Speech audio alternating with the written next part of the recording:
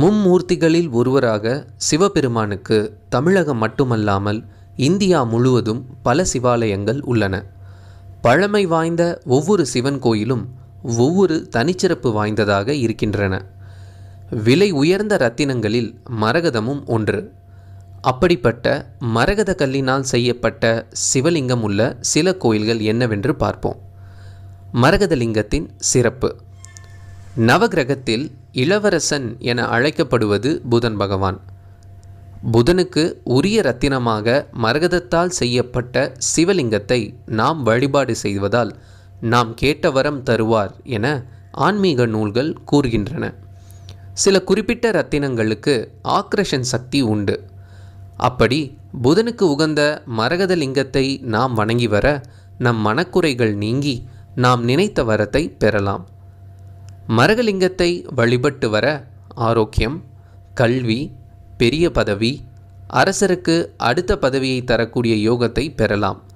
அதோடு நம்முடைய தொழில் வியாபாரம் விருத்தி அடையவும் உத்தியோகத்தில் நீங்கள் நினைத்த உயரத்தை அடையவும் நாம் வணங்கலாம்.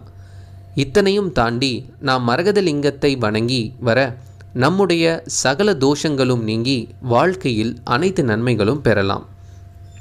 சப்தவிடங்க தலங்கள். இந்திரன் அளித்த 7 மரகதலிங்கம் அமைந்துள்ள திருக்கோயில்கள்.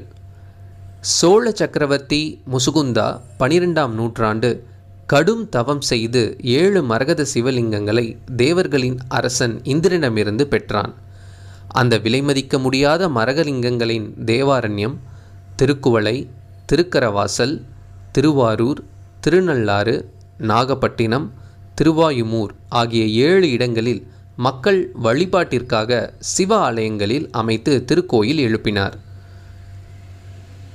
திரு இடைச்சுரம். திரு இடைச்சுரம் எனப்படும் திருவடி சூலம் ஞானபுரீஸ்வரர் கோயில் செங்கல்பட்டு மாவட்டத்தில் கிழக்கே திருப்போரூர் செல்லும் வழியில் சுமார் 9 கிலோமீட்டர் தொலைவில் ஆலயம் அமைந்துள்ளது. இந்த ஊர் முன்பு இடைச்சுரம் என்று அழைக்கப்பட்டது. இங்குள்ள சுயம்பு மரகத லிங்கத்திற்கு கற்பூர ஆரத்தி காட்டும்போது தீப ஒளி லிங்கத்தின் மீது பட்டு கண்ணாடி போல் மின்னுவதை பார்க்க முடியும். புற்றுருவாக இருந்த இந்த சுவாமி மீது அம்பிகை பசுவாக வந்து பால் பொழிந்த சிறப்பு வாய்ந்த ஆலயம் இதுவாகும். சிறுகரும்பூர் காமாட்சி சமேத திரிபுராந்தக ஈஸ்வரர் கோயில். வேலூர் மாவட்டம் காவிரிப்பாக்கம் சிறுகரும்பூரில் அமைந்துள்ளது சுந்தர காமாட்சி சமேத திரிபுராந்தக ஈஸ்வரர் கோயில். இங்கு இருந்த மரகதலிங்கம் 1000 ஆண்டு பழமை வாய்ந்தது. இது அண்மையில் திருடு போனது. மரகதாசலேஸ்வரர் கோயில் திருஈங்கோய் மலை. திருச்சி அருகே திருஈங்கோய் மலையில் அமைந்துள்ளது மரகதாசலேஸ்வரர் கோயில். மரகதாசலேஸ்வரர் என்ற பெயருக்கேற்றாற்போல் மரகத கல்லாலான பச்சை நிறத்தில் பளபளப்பாக லிங்கம் அமைந்திருக்கிறது. நஞ்சுண்டேஸ்வரர் கோயில் நச்சுங்குட், மைசூர். கர்நாடகா மாநிலம் மைசூர் மாவட்டத்தில் நச்சுங்குட் இடத்தில் அமைந்துள்ளது நஞ்சுண்டேஸ்வரர் கோயில். திப்பு சுல்தானின் பட்டத்து யானை குருடானது.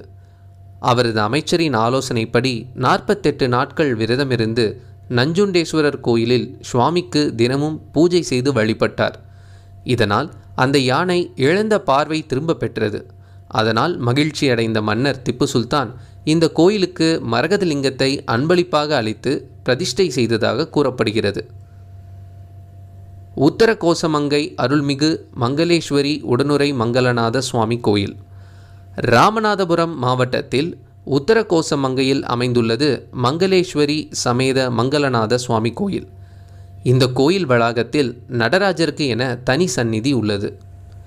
இந்த நடராஜர் சிலை முழுவதும் மிகவும் விலை உயர்ந்த பச்சை மரகதத்தால் ஆனது. இந்த நடராஜருக்கு மார்கழி மாதத்தில் வரும் ஆருத்ர அபிஷேகத்தின் போது மட்டும் சந்தன காப்பு களையப்பட்டு அபிஷேகம் செய்து மீண்டும் சந்தன காப்பு செய்யப்படுகிறது. அது மட்டுமல்லாமல் கோயிலில் ஒரு மரகதலிங்கம் ஸ்படிகலிங்கம் உள்ளது. இதற்கு தினமும் அன்னாபிஷேகம் நடத்தப்படுகிறது. சிறுவாபுரி பாலசுப்பிரமணிய சுவாமி கோயில். திருவள்ளூர் மாவட்டத்தில் சென்னை கொல்கத்தா நெடுஞ்சாலையில் சிறுவாபுரியில் சிறுவாபுரி பாலசுப்பிரமணிய சுவாமி கோயில் அமைந்துள்ளது. இந்த கோயிலில் அமைந்துள்ள பாலசுப்பிரமணிய சுவாமி ஆதிமூலர், நவக்கிரகம் தவிர மற்ற சுவாமி சிலைகள் பச்சை கல்லினால் செய்யப்பட்டவை. கொடிமரத்துக்கு அருகில் அமைந்திருக்கும் மையில் சிலையும் மரகத பச்சையில் இருக்கிறது.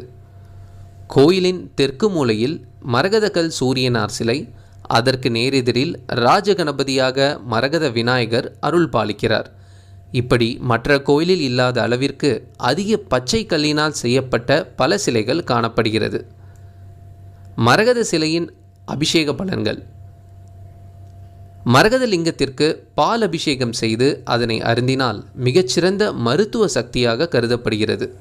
அதேபோல் மரகத லிங்கத்தின் மேல் சாற்றப்படும் சந்தனத்தை பூசிக்கொள்வதால் நல்ல மருத்துவ பலனை தரும் என்று எதிர்பார்க்கப்படுகிறது.